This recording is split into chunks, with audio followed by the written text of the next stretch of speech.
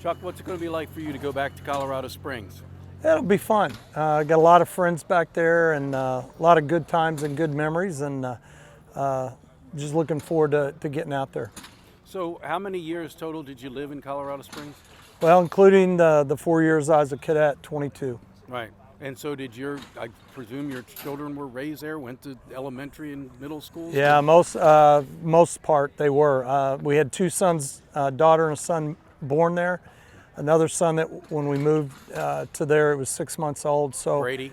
No, Brady actually was born in Colorado Springs. Chase, my oldest, was 6 months when we moved there. Okay. So yeah, their whole life as children growing up was in Colorado Springs. Did any of them, none of them graduated from a Colorado Springs high school though? No, that's Chase. Right. Wait, no, I'm trying to think. Chase. Because Brady was in California. Brady was in California. Chase went to Prosper High School in Texas. We'd moved. Right.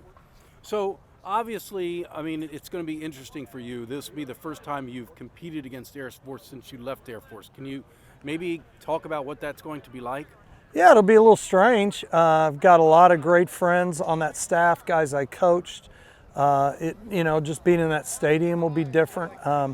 I feel like I'm at home though, because our sideline as visitors is the same sideline that we had all the years I played and coached there. They flop. Yeah, so I've kind of kidded around and said that's my home side.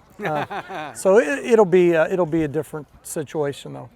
So I talked to Coach Calhoun about you, and he had nothing but good things to say. But what's your memories of Troy Calhoun? I'm going to presume that he was, quarterback when you were there. I think he said he thought you were coaching tight ends or something the years that he was there, but he didn't remember exactly. Yeah, I think, with Troy, we had a nickname for him.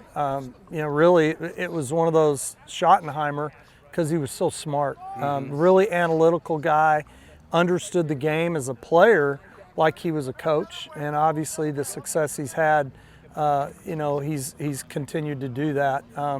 So my memories of him was just how smart he was. Right. So it wasn't a surprise to you that he would become a coach, Troy? Oh, absolutely not. I think that's kind of what he was destined to do, and did a great job at every level he's been at.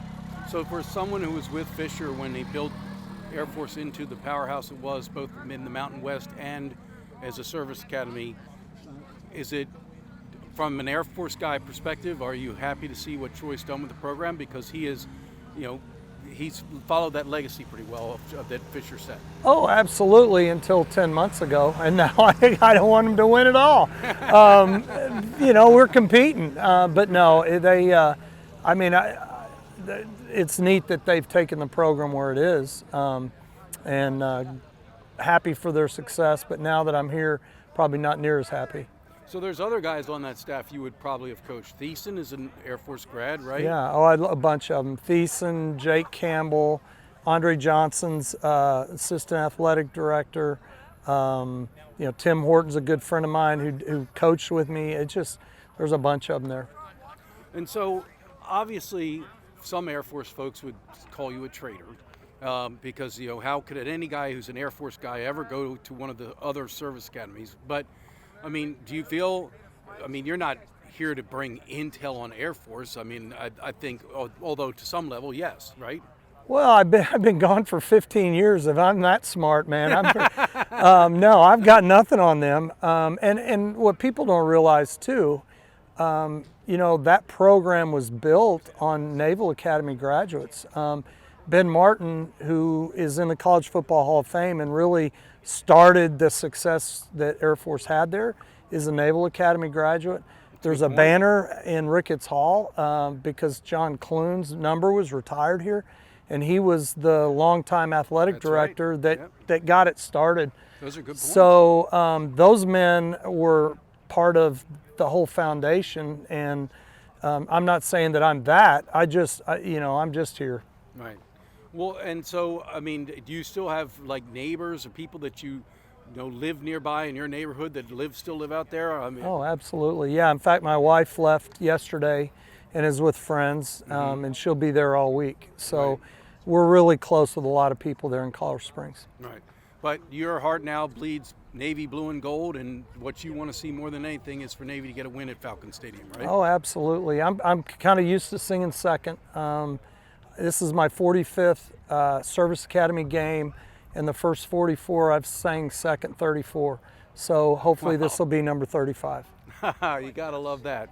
So I'm going to try to talk to Fisher, and just can you talk about what it was like to work with Fisher? And I mean, what he did at Air Force was historic, and he left an incredible legacy for Air Force football. It'll never be forgotten. I mean, if Fisher's not in the Hall of Fame, the College Football Hall of Fame yet, he should be, right? I think he is, and I know Coach Hatfield is in the Hall of Fame, who brought the whole program to where it is when Coach DeBerry took over.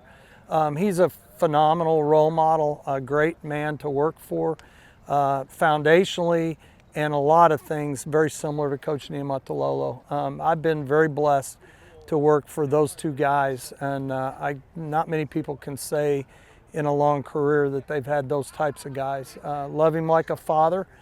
Talked to him when I first got hired here, and I asked him, I said, now, you know, I know you love me and you got to root for us. You can root for Air Force 364 days a year, but root for Navy one, and he wouldn't do it. No, he said, I'll root for Navy the other 364, but I got to root for Air Force. So on this day? Yeah. Phil? Coach, just one more, as you touched on, you've been a part of these Service Academy games for such a long time. For a college football fan that might not know so much about these rivalries, what is so special about a Service Academy versus Service Academy game? Yeah, that's a great question. I really believe, more than anything, Phil, it's the commitment that the players have made to something greater than themselves.